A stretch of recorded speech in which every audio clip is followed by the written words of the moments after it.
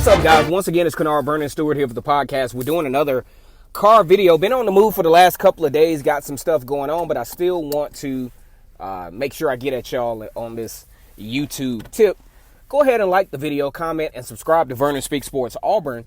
And as always, it's great to be an Auburn Tiger, War Eagle. I got some major concerns, guys. A lot of y'all in the comment section are talking about, oh, man, the defense is going to be all right, going to pick up where we left off. How, guys? How? You losing Derek Brown, you losing Marlon Davidson, and who's going to be in the secondary? I understand you got Marco DeMio, and you got some of these other guys that have come from as far as recruiting goes.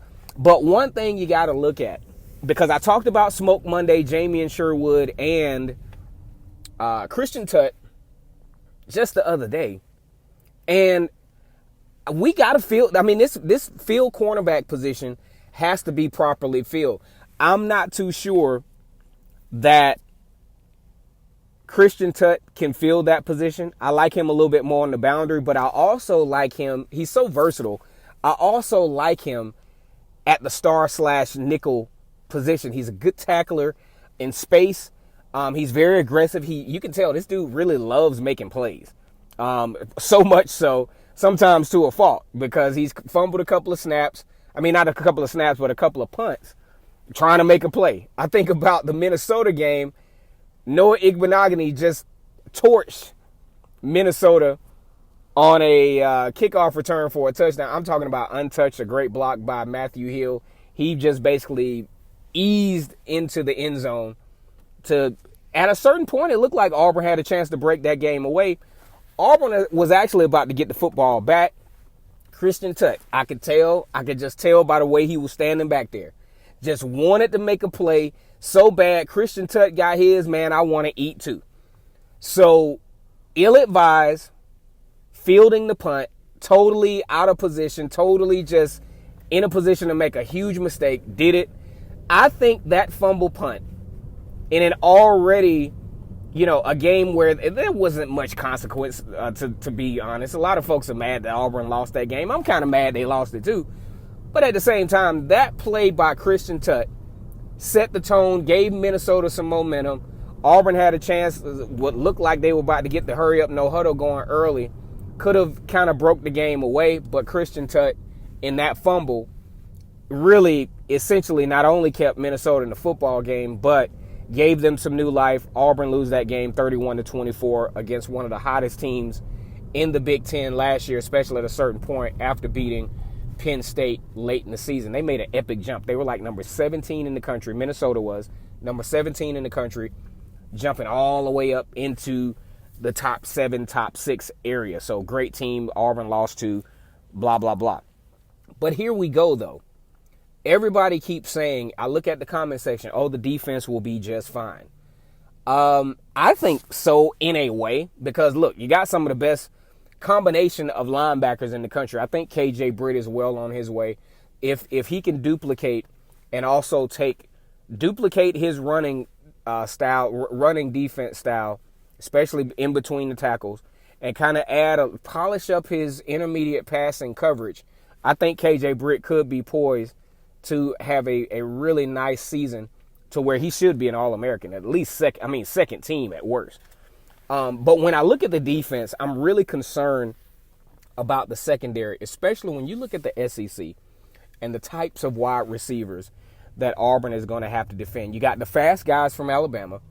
Those guys can break it. I'm talking about it's like looking at a track meet. I never would have thought that I would see the types of wide receivers that Alabama has been able to attract. Because it used to be, okay, Alabama was pretty good. They usually only had one good receiver, like Julio Jones, Amari Cooper, and everybody else was kind of sort of all right. So as long as you handle Amari Cooper and Julio Jones, you were good to go. But now you got guys like Henry Ruggs, you got guys like Devontae Smith, and you got guys like Devin Waddell.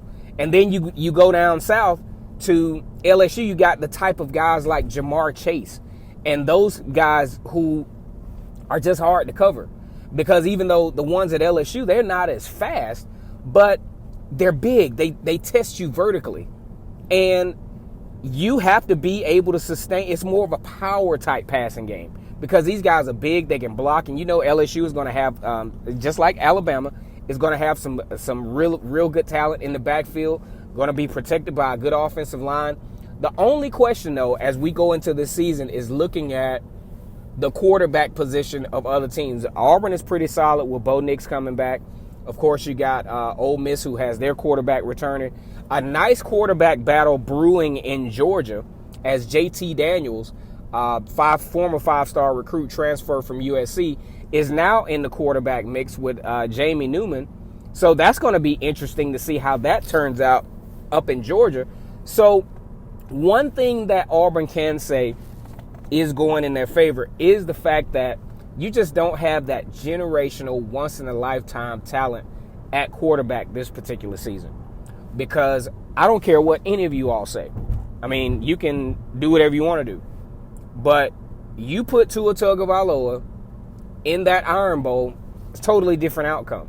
Tua Tagovailoa, although those wide receivers were really talented anyway, he had a knack for accentuating the talent of the already just monumentously talent. I don't even think that's a word, but either way, talented wide receivers at Alabama. And then you take Joe Burrow, who I don't think is as talented per se as Tua Tagovailoa, but he benefited from a very, very interesting system that maximized his skill set as well and gave him the confidence to obviously be something that Tua Tagovailoa wasn't, a Heisman Trophy winner, and, of course, winning the national championship last year. Yes, Tua Tagovailoa did win the national championship for his team in 2017 coming off the bench, but as a starter, never did get it done. So when we look at it, we got to look at things like this. Devin Barrett, who was recruited as a running back, probably is going to be in question as far as the cornerback position.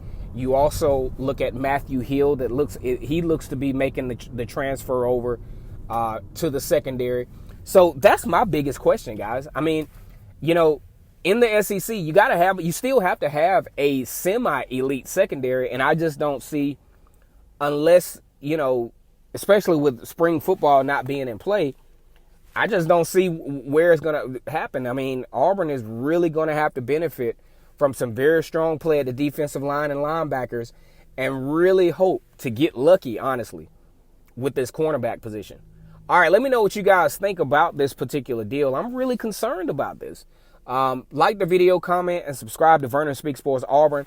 Tomorrow, if I'm developing some content now, where we're talking about the scheduling this year. At the end of the month, the SEC/ACC is going to decide if they're going to go to a conference-only schedule.